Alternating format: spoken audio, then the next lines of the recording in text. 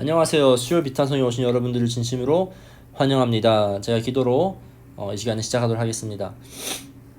하나님 아버지 감사합니다. 우리가 고린도 후서 말씀을 통하여서 거짓 사도에 대해서 배우게 하시고 우리가 이것을 배워서 하나님을 더욱더 깊고 그리고 잘 살아갈 수 있는 길로 우리를 인도하여 주옵소서. 이 모든 말씀 살아계신 예수님의 이름으로 기도드렸습니다. 아멘. 우리가 함께 오늘 볼 말씀은 고린도후서 11장 12절부터 15절까지의 말씀을 함께 보도록 하겠습니다. 12절부터 읽겠습니다. 나는 지금 하고 있는 대로 앞으로도 하겠습니다. 그것은 자기네가 자랑하는 일에서 우리와 똑같은 방식으로 일을 한다는 인정을 받을 기회를 찾고 있는 사람들에게서 그러한 기회를 잘라 없애기 위함입니다. 바울은 가장 우선순위로 지금 하고 있는 대로 앞으로 계속 한다고 이야기하는데요. 무엇을 바울은 하고 있나요? 바울은 고린도 교회에게 권면을 하고 있어요. 어떠한 권면을 하고 있죠? 거짓 사도들을 조심하라는 권면을 하고 있어요. 근데 바울은 신기하게도 거짓 사도들을 조심하라는 이 권면 안에서 바울은 그 전까지 바울이 했던 것들을 이야기를 하는데요. 이전 구절을 우리가 보면 바울은 이렇게 얘기해요. 바울은 고린도 교인들을 높였어요. 본인 스스로를 낮추시고 고린도 교인들을 세워줬던 일을 했어요. 또한 바울은 고린도 교회에게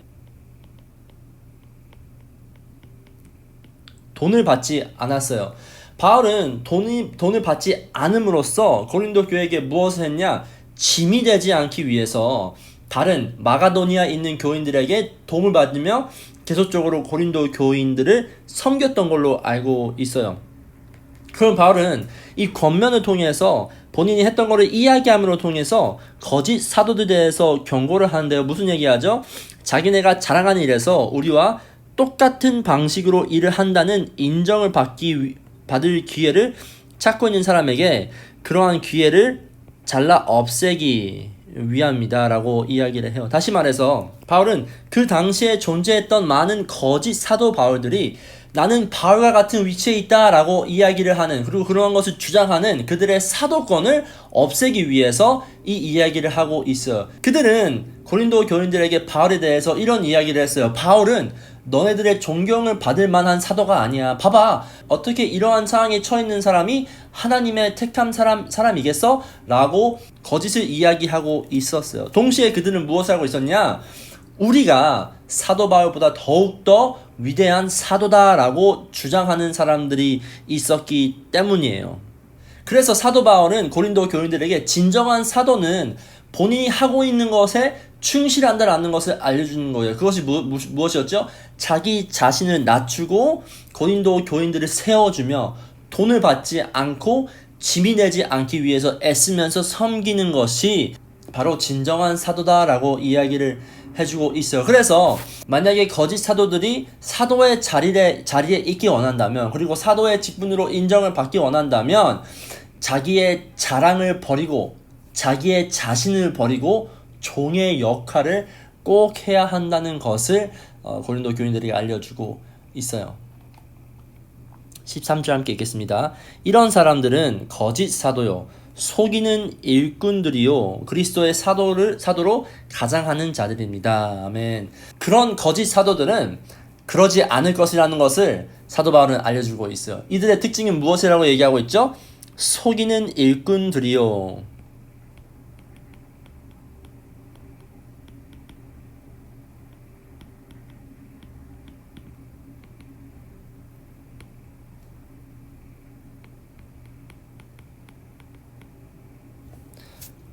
이 뜻은 우리가 거짓 사도를 발견할 수 있는 것 중에 하나는 바로 이 속임이라는 것이요. 뿐만 아니라 이들은 일꾼이라고 이야기하는데요. 여기서 나오는 일꾼은 우리가 원어로 봤었을 때 신약에서 선교자를 의미할 때 많이 사용되는 단어예요.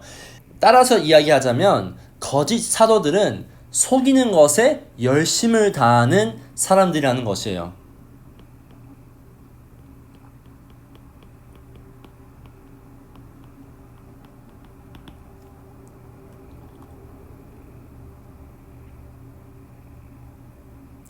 그리고 거짓 사도들은 어떠한 모습으로 나타나나요? 그리스도의 사도로 가장하는 사람들입니다 라고 이야기를 해요.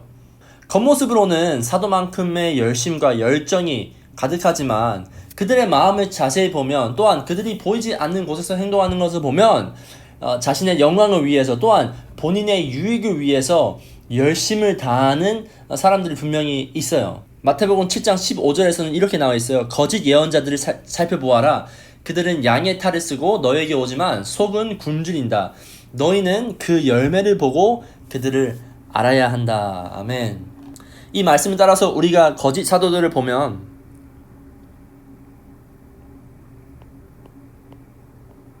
분명히 주변에 이런저런 거짓들이 존재할 거예요. 겉으로는 전혀 그러지 않지만 우리가 이러한 거짓들을 목격했을 때 우리는 알 수 있어요. 이것이 바로 우리가 열매를 통해서 알 수 있는 거구나 라고 우리는 알 수 있어요. 그것을 마태복음 7장 15절의 근거로 따라서 우리는 겉모습이 아니라 열매를 보고 판단을 해야 된다는 것이에요. 14절 함께 보겠습니다. 그러나 놀랄 것은 없습니다. 사탄도 빛의 천사로 가장합니다. 아멘. 여기서 중요하게 주목해야 하는 것은 바울이 거짓 사도들을 빛의 천사로 가장하는 사람이라고 표현을 해요. 우리가 아는 빛은, 그리고 천사는 매우 좋은 뜻을 의미해요. 그렇죠?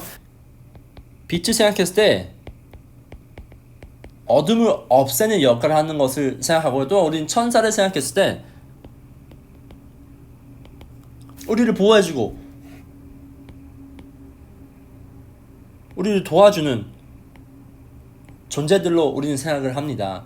바울은 그러한 선한 모습으로 나타나는 사람들을 조심하라는 것을 이야기해주고 있지만, 동시에 더 나아가서 그 반짝거리는 빛나는 별 같은 존재들이 바울처럼 참호해서 낮은 곳에서 아무도 보이지 않는 곳에서 살아가는 사람들을 비하하게 보이게 하며, 영적적이지 않는 사람처럼, 하나님의 축복을 받지 않는 사람처럼 아무런 아름다움이 없는 것 같이 보이게 한다는 것이에요. 왜죠? 지금 사도 바울 상태가 그렇기 때문이에요. 사도 바울은 누구나 봐도 선호하는 상황에 있지 않아요. 사람들이 그들을 배신했고요. 사람들이 그들을 욕했고요. 사도 바울과 함께 몇 년 동안 보냈던 브라더들이 사도 바울에게 등을 드는 상황 가운데 있기 때문이에요. 반대로 새로 나타난 이 거짓의 사도들은 사도 바울과 달리 되게 멋있고 화려한 모습으로 나타날 수도 있어요. 그래서 그것을 보면서 그들은 훌쩍 넘어갈 수 있다는 것이기 때문이에요. 15절 마지막으로 함께 있습니다. 그렇다면 사탄의 일꾼들이 의의 일꾼으로 가장한다고 해서 조금도 놀랄 것은 없습니다. 그들의 마지막은 그들이 행한 대로 될 것입니다. 아멘. 그리스도인들은 의의 일꾼으로 보여주려고 애쓰는 사람들이 아니에요. 사도 바울도 마찬가지로 그는 겉모습, 그의 이미지에 집중하지 않고 고린도 교인들에게 가르치고 진리를 이야기해 주려고 그러한 겉모습, 이미지 같은 것들을 포기했던 것이에요. 반대로 사탄의 일꾼, 거짓 사도들은 겉모습의 의의 일꾼으로 보이려고 성도들에게 향한 진리의 말, 그들이 필요한 가르친 것들을 가르치지 않고 말해주지 않을 것이에요. 따라서 그러한 사람들은 마지막 날에, 예수님이 돌아오는 날에 심판을 마주하여 그들이 행한 대로 심판을 받을 것이라는 것이죠. 빌립보서 3장 19장을 보면 이렇게 나와 있습니다. 그들의 마지막은 멸망입니다. 그들은 배에 자기네의 하나님으로 삼고 자기네의 수치를 영광으로 삼고 땅의 것만을 생각합니다. 아멘. 오늘 본문에 나온 거짓 사도들은 우리가 그들을 오늘날 알아보기 위해서 우리는 무엇을 해야 될까요? 정답은 말씀 안에 있습니다. 말씀을 잘 알아야 돼요. 더 정확히 그리스도의 삶은 어떠한 삶인지 잘 아셔야 돼요. 하나님께서 기뻐하시는 그리스도의 삶, 그리고 또한 그 사람들이 모인 교회의 공동체의 모습을 우리가 잘 모를 때 우리는 잠깐 반짝이고 화려한 말들에, 또한 잠깐 반짝이고 화려한 거짓말들에 우리는 넘어갈 수 있어요. 또한 사탄이 창세기부터 오는 날까지 반복적으로 사용하는 Did God really say? 이 거짓말에 우리는 넘어갈 수 있다는 사실이에요. 그래서 오늘날 그런 사탄의 거짓을 향해서 믿음의 방패를 가지고 그리고 말씀의 검을 가지고 그러한 거짓들을 싸워나가는 우리 빛의 교회 성도님 되길 간절히 소망합니다. 제가 기도하겠습니다. 하나님께서 사도 바울을 통하여서 고린도 교회에게 건면하는 이 거짓 사도대에서 오늘날 우리에게도 우리 주변에 있는 거짓 사도들을 잘 알아볼 수 있게 우리에게 믿음의 방패와 또한 말씀의 검을 주셔서 우리가 그것들을 싸워갈 수 있는 힘을 허락하여 주시옵소서. 이 모든 말씀 살아계신 예수님의 이름으로 간절히 기도드렸습니다. 아멘.